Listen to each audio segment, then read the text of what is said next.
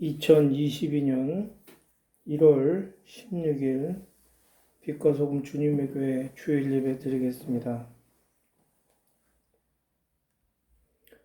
온 땅아 주님께 환호송을 올려라. 기쁨으로 주님을 섬기고 환호송을 올리면서 그 앞으로 나아가거라.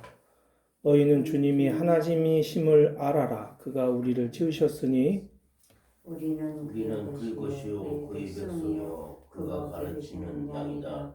감사의 노래를 드리며 그 성으로 들어가거라. 찬양의 노래를 부르며 그 뜰 안으로 들어가거라. 감사의 노래를 들으며 그 이름을 찬양하여라. 주님은 선하시며 그의 인자하심 영원하다. 그의 성실하심 대대에 미친다. 참되게 예배를 드리는 사람들이 영과 진리로 아버지께 예배를 드릴 때가 온다. 지금이 바로 그때이다. 아버지께서는 이렇게 예배를 드리는 사람들을 찾으신다.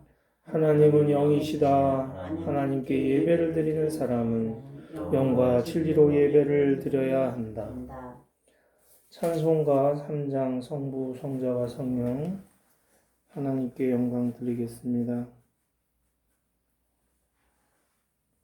성부, 성자와 성령 찬송과 영광 돌려보내세. 애초로 지금까지 또 영원 무궁토록 성삼위께 영광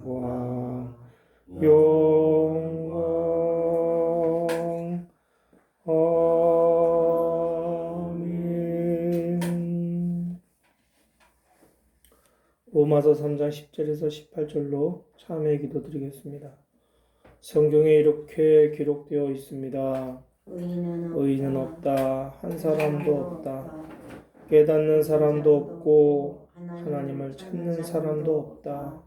모두가 곁길로 빠져서 쓸모가 없게 되었다. 선한 일을 하는 사람은 없다. 한 사람도 없다. 그들의 목구멍은 열린 무덤이다. 혀는 사람을 속인다. 입술에는 독사의 독이 있다. 입에는 저주와 독설이 가득 찼다. 발은 피를 흘리는 일에 빠르며 그들이 가는 길에는 파멸과 비참함이 있다.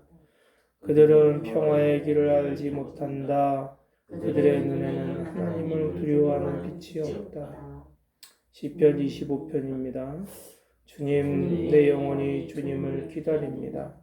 나의 하나님, 내가 주님께 의지하였으니 내가 부끄러움을 당하지 않게 하시고 내 원수가 나를 이기어 승전가를 부르지 못하게 해 주십시오. 주님을 기다리는 사람은 수치를 당할 리 없지만 함부로 속이는 자는 수치를 당하고야 말 것입니다. 주님, 주님의 길을 나에게 보여주시고 내가 마땅히 가야 할 그 길을 가르쳐 주십시오. 주님은 내 구원의 하나님이시니 주님의 진리로 나를 지도하시고 가르쳐 주십시오. 나는 종일 주님만을 기다립니다. 주님, 먼 옛날부터 변함없이 베푸셨던 주님의 긍휼하심과 한결같은 사랑을 기억하여 주십시오. 내가 젊은 시절에 지은 죄와 반역을 기억하지 마시고 주님의 자비로우신 선하심으로 나를 기억하여 주십시오. 주님, 주님의 이름을 생각하셔서라도 내가 저지른 큰 죄악을 용서하여 주십시오. 주님만이 내 발을 원수의 올무에서 건지는 분이시기에 내 눈은 언제나 주님을 바라봅니다. 주님, 나를 돌보아 주시고 나에게 은혜를 베풀어 주십시오. 나는 외롭고 괴롭습니다. 내 마음의 고통에서 벗어나게 해주시고 나를 이 아픔에서 건져 주십시오. 내 괴로움과 근심을 살펴 주십시오. 내 모든 죄를 용서하여 주십시오. 내 원수들을 지켜봐 주십시오. 그들의 수는 많기도 합니다. 그들은 불타는 증오심을 품고 나를 미워합니다. 내 생명을 지켜 주십시오. 나를 건져 주십시오. 내가 수치를 당하지 않게 하여 주십시오. 나의 피난처는 오직 주님뿐입니다. 안전하고 올바르게 살아가도록 지켜 주십시오. 주님, 나는 주님만 기다립니다. 하나님, 이스라엘을 그 모든 고난에서 건져 주십시오. 침묵으로 고백의 기도를 계속합니다.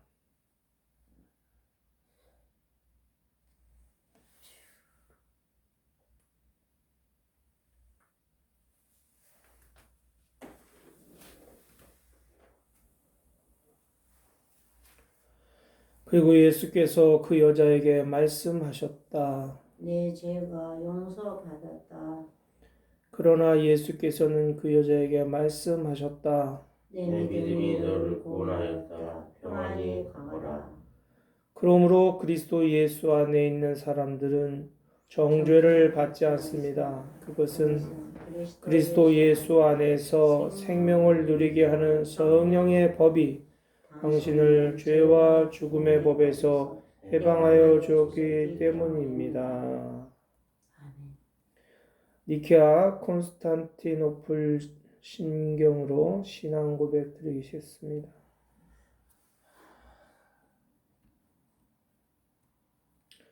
한 분이신 하나님 아버지 만유의 주관자요 하늘과 땅의 유형무형한 만물의 창조주이신 하나님을 믿나이다. 그리고 또 오직 한 분이신 주 예수 그리스도를 모든 시대에 앞서 성부로부터 탄생하신 하나님의 독생자이시며 빛으로부터 나신 빛이시요 참 하나님으로부터 나신 참 하나님으로서 창조되지 않고 탄생하시어 성부와 동일 본질이시며 만물이 다 이분으로 말미암아 창조되었음을 믿나이다. 우리 인간을 위하여 우리의 구원을 위하여 하늘에서 내려오셔서 성령으로 또 동정녀 마리아에게 혈육을 취하시고 사람이 되심을 믿으며 본디오 빌라도 시대에 우리를 위하여 고난을 받으시고 십자가에 못 박히시고 묻히심을 믿으며 성경 말씀대로 3일 만에 부활하시고 하늘에 올라 성부 오른편에 앉아 계시며 사한 이와 죽은 이를 심판하러 영광 속에 다시 오시리라 믿나니 그분의 나라는 끝이 없으리이다. 그리고 주님이시며 생명을 주시는 성령을 믿나니 성령은 성부로부터 발원하시며 성부와 성자와 더불어 같은 흠숭과 영광을 받으시며 예언자를 통하여 말씀하시나이다. 하나인 거룩하고 보편되고 사도로부터 이어오는 교회를 믿나이다. 죄를 사하는 하나의 세례를 알고 고백하나이다. 죽은 이들의 부활과 후세의 영생을 굳게 믿고 기다리나이다. 아멘. 오늘 우리에게 주시는 말씀은 로마서 3장 1절에서 20절까지입니다. 로마서 3장 1절로 2절까지 읽겠습니다. 그러면 유대 사람의 특권은 무엇이며 할례의 이로움은 무엇입니까? 모든 면에서 많이 있습니다. 첫째는 그들이 하나님의 말씀을 맡았다는 것입니다. 1절에서 유대 사람이 의미하는 것은 영적인 유대인이 아니라 육체 혈통적 유대인을 말하고 있습니다. 1절에서 그러면이라는 말은 앞장에서 바울이 한 이야기에 이어지는 것입니다. 겉모양으로 유대 사람이라고 해서 유대 사람이 아니요. 겉모양으로 살갗에 할례를 받았다고 해서 할례가 아닙니다. 속사람으로 유대 사람인 이가 유대 사람이며 율법의 조문을 따라서 받는 할례가 아니라 성령으로 마음에 받는 할례가 참 할례입니다. 이것이 혈통적 유대인이 중요하지 않다고 앞장에서 바울 사도가 말한 내용입니다. 이러한 바울의 주장에 대해서 그렇다면 혈통적 유대인은 아무런 의미도 없느냐고 질문할 사람이 있을 것입니다. 바울은 이 질문에 답변을 이어갑니다. 바울 사도는 혈통적 유대인의 의미는 첫째로 하나님께서 유대 민족에게 말씀을 맡기셨다는 것입니다. 여기서 말씀은 구약 성경을 의미합니다. 구약 성경은 하나님의 말씀입니다. 그러므로 하나님의 말씀을 보존하고 순종하여 사는 것이 유대 민족의 첫 번째 사명이었다고 바울은 말합니다. 3절에서 4절을 읽겠습니다. 그런데 그들 가운데서 얼마가 신실하지 못했다고 해서 무슨 일이라도 일어납니까? 그들이 신실하지 못했다고 해서 하나님의 신실하심이 없어지겠습니까? 그럴 수 없습니다. 사람은 다 거짓말쟁이이지만 하나님은 참되십니다. 성경에 기록한 바 주님께서는 말씀하실 때에 의로우시다 인정을 받으시고 재판을 받으실 때에 주님께서 이기시려는 것입니다. 한 것과 같습니다. 갑자기 바울은 유대 민족의 일부가 신실하지 못했다고 합니다.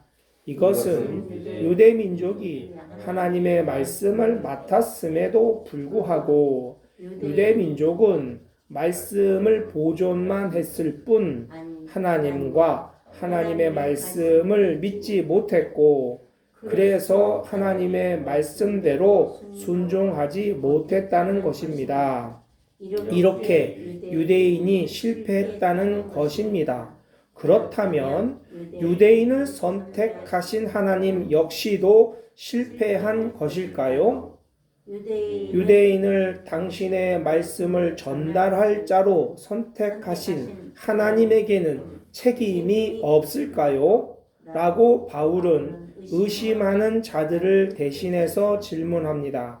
그리고 그 질문에 대해서 바울은 시편의 말씀을 인용하면서 단정적으로 하나님은 옳다고 선언합니다.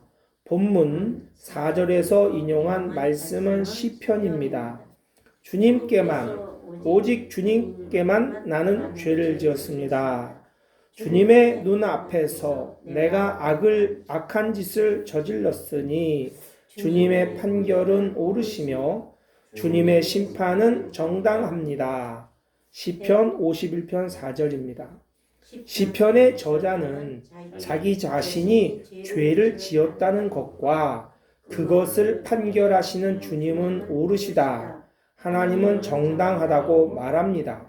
이 시를 통해서 바울은 유대 민족은 실패했고 신뢰할 수 없었다 할지라도 하나님까지 신뢰할 수 없는 하나님이 되는 것은 아니라고 말하는 것입니다.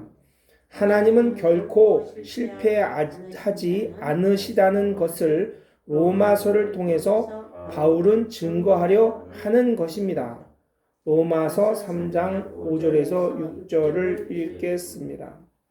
그런데 우리의 불의가 하나님의 의를 드러나게 한다면 무엇이라고 말하겠습니까? 우리에게 진노를 내리시는 하나님이 불의하시다는 말입니까?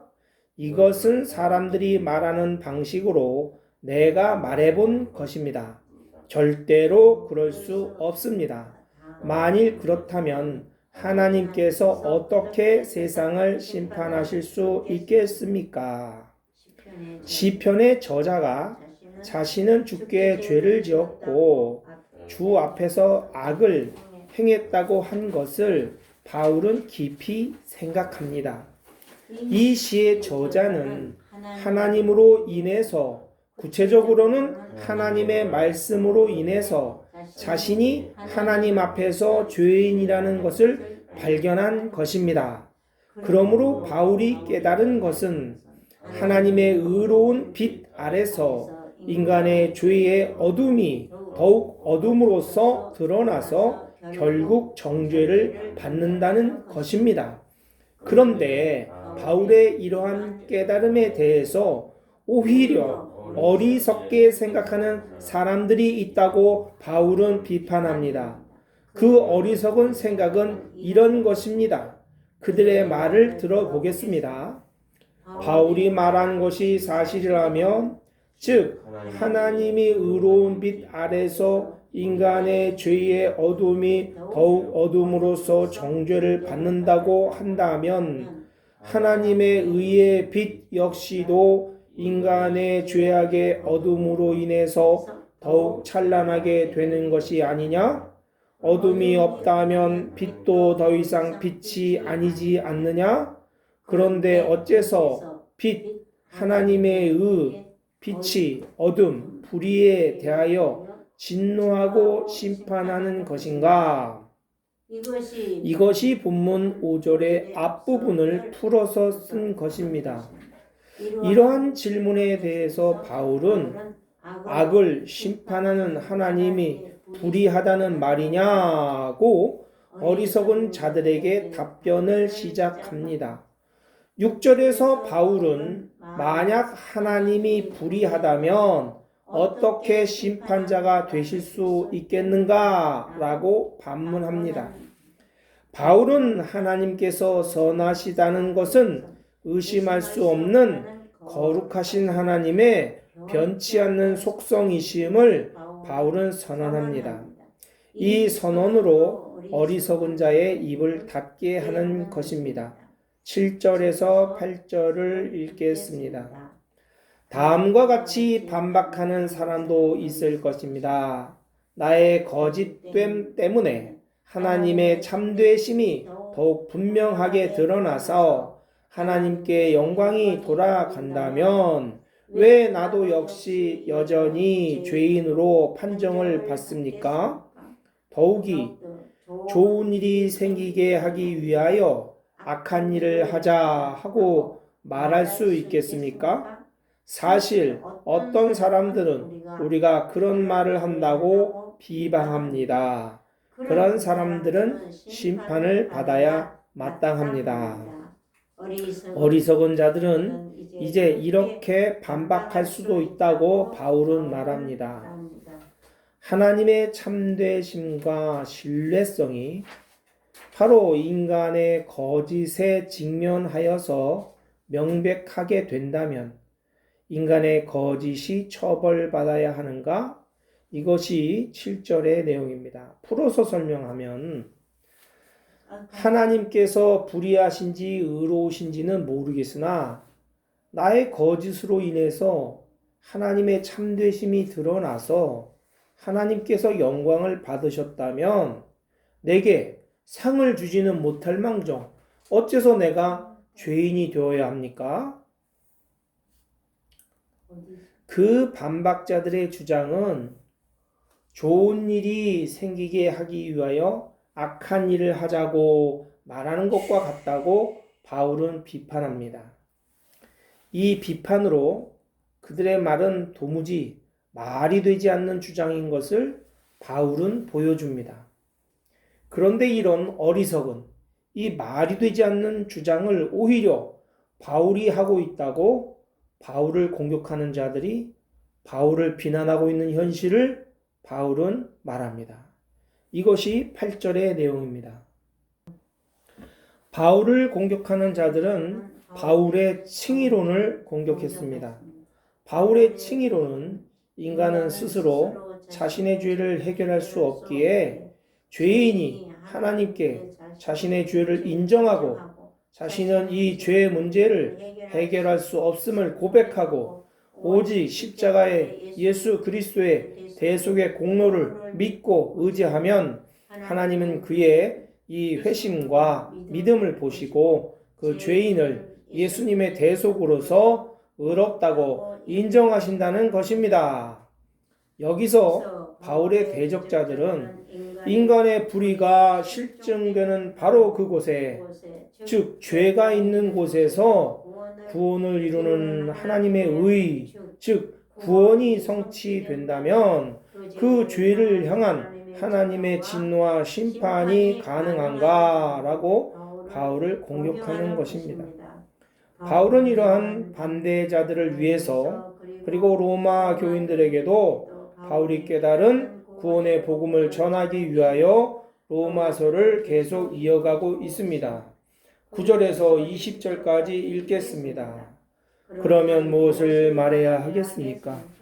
우리 유대 사람이 이방 사람보다 낫습니까? 전혀 그렇지 않습니다. 유대 사람이나 그리스 사람이나 다 같이 죄 아래 있음을 우리가 이미 지적하였습니다. 성경에 이렇게 기록되어 있습니다. 의인은 없다. 한 사람도 없다. 깨달은 사람도 없고 하나님을 찾는 사람도 없다. 모두가 곁길로 빠져서 쓸모가 없게 되었다. 선한 일을 하는 사람은 없다. 한 사람도 없다. 그들의 목구멍은 열린 무덤이다. 혀는 사람을 속인다. 입술에는 독사의 독이 있다. 입에는 저주와 독설이 가득 찼다. 발은 피를 흘리는 일에 빠르며 그들이 가는 길에는 파멸과 비참함이 있다. 그들은 평화의 길을 알지 못한다. 그들의 눈에는 하나님을 두려워하는 빛이 없다. 율법에 있는 모든 말씀이 율법 아래 사는 사람에게 말한 것임을 우리는 압니다. 그것은 모든 입을 막고 온 세상을 하나님 앞에서 유죄로 드러내려는 것입니다.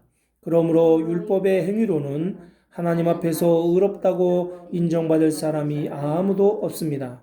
율법으로는 죄를 인식할 뿐입니다. 바울은 하나님 앞에서는 모든 사람이 죄인이라고 선언합니다. 구약 성서 율법을 맡은 유대인도 역시 죄인이라고 바울은 선언합니다. 바울은 19절에서 율법의 기능은 율법을 받은 사람들로 하여금 참된 순종으로 이끌어서 그들에게 의롭다는 인정을 받도록 하는 것이 아니라 율법을 통하여 그들의 모든 행위가 범죄인 것임을 알게 되어서 하나님 앞에서 그들이 죄인이라는 것이 증명되도록 작용할 따름이라는 것입니다. 그러기에 하나님의 말씀을 맡은 유대인이라고 해서 하나님의 말씀을 모르는 이방인보다 하나님 앞에서 유리할 것이 없다고 바울은 선언합니다. 본문의 교훈을 생각해 보겠습니다. 우리는 하나님의 말씀을 배웁니다. 성경을 많이 읽도록 권면을 받습니다. 예배 시간마다 하나님의 말씀을 배웁니다. 그러나 중요한 것은 말씀대로 순종하며 살아가는 것입니다. 그런데 어떻게 말씀대로 살 수 있을까요? 인간의 노력으로, 인간의 힘으로 죄를 이기고 하나님의 뜻대로 살 수 있었다면 예수님은 십자가를 지실 이유가 없으셨을 것입니다. 오직 성령의 도우심으로 우리는 죄를 이길 수 있습니다. 사단 마귀는 사람보다 힘이 강합니다. 오직 성령님만이 저 마귀를 이길 수 있습니다. 그러므로 예수님으로 인하여 죄 용서받고 거룩하다 인정을 받은 우리는 오직 성령님으로 인하여 하나님께 순종할 수 있습니다.